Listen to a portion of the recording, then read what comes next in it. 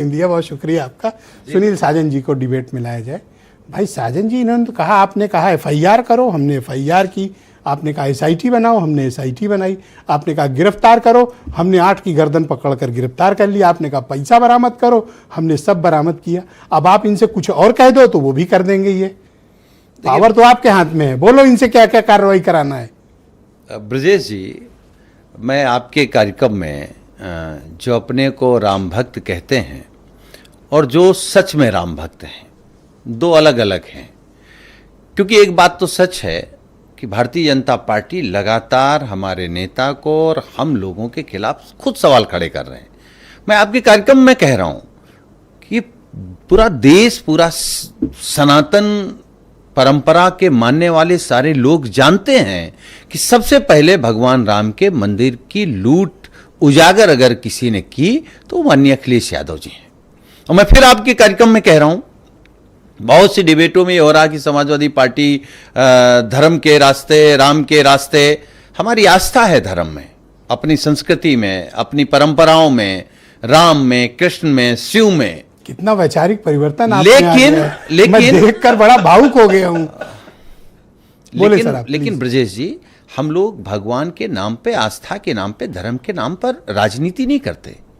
हमारा आंदोलन, समाजवादियों का आंदोलन पहले भी सामाजिक न्याय का था, आज भी है, कल भी रहेगा। गबन पे बोलो सर। और सामाजिक न्याय का आंदोलन यही ना कि हम समाज में आर्थिक बराबरी, राजनीतिक बराबरी, सामाजिक बराबरी और धार्मिक बराबरी। मगर मच्छों पर एक्शन क्यों नहीं हो रहा सर? हाँ, उसी पे आ रहे हैं।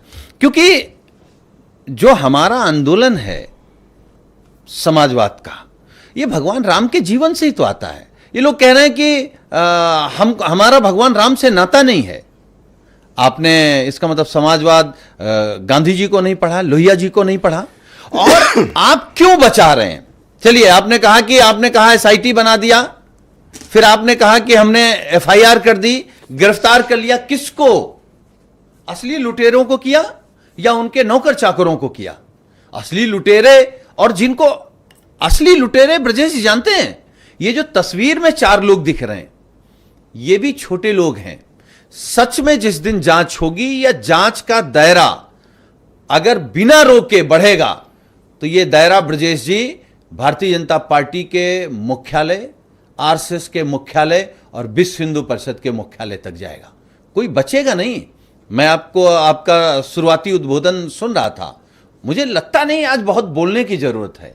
आपने जो बातें रख दी हैं देश के सामने, लोगों के सामने, वो अपने आप में परिपूर्ण है।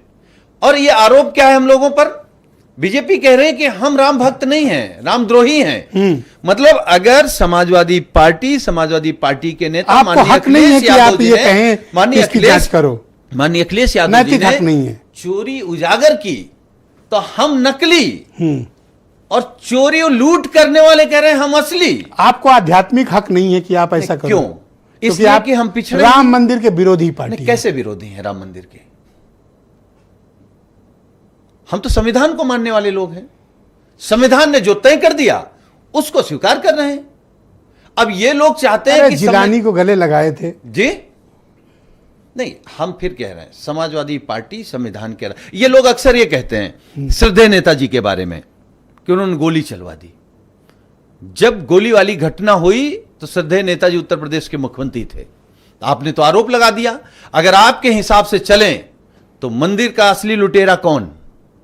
उत्तर प्रदेश के मुख्यमंत्री माननीय योगी आदित्यनाथ, अगर इनके समीकरण से चलें। लेकिन हम इतना हमारी नैतिकता नहीं गिरी है कि हम उनको कहें। हम ये कह सकते हैं कि वो लुटेरों को बचा रहे हैं। बहुत शुक्रिया आपका। मैं